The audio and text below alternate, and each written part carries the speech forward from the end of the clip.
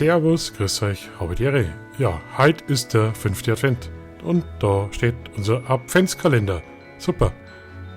5. September, schauen wir mal, wo das Türchen ist. Da ist ja. Den haben wir einen Popelfinger reinstecker. Haha, das kriege ich auf. Ja, ist das zach. Ja, zieh fix. Und?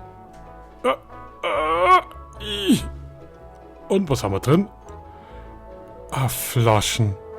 Ein Flaschenbier. Ja, super. Schaut's her. Ein Festbier. Super. Ja, das Etikett ist ja recht schön. Und hinten steht auch noch was drauf. Da ist ein Haufen Buchstaben hinten drauf auf dem Etikett. Keine Ahnung, was das heißen soll. Aber ich kann schon ein bisschen lesen. Festbier aus dem bayerischen Wald. Super. Und vorne ist ein Beutel. Oh, ein schönes Beutel haben wir da. Schönes Beutel mit Bier. So, und wie es der Bayer richtig aufmacht, ist natürlich mit dem Feuerzeug. Na, geh da. Ja, geh halt auf. Was ist das, ein Blödsklump?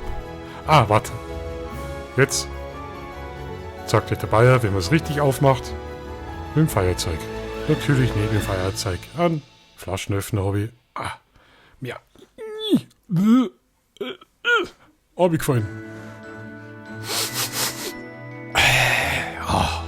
Ja, das. Nein, du Miss Krippe, das ist mein Bier.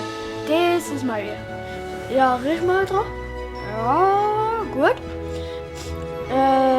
Probieren wir es mal.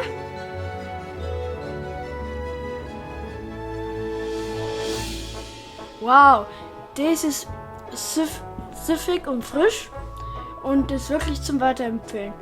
Ja, ich hoffe, euch hat's gefallen. Servus, ciao.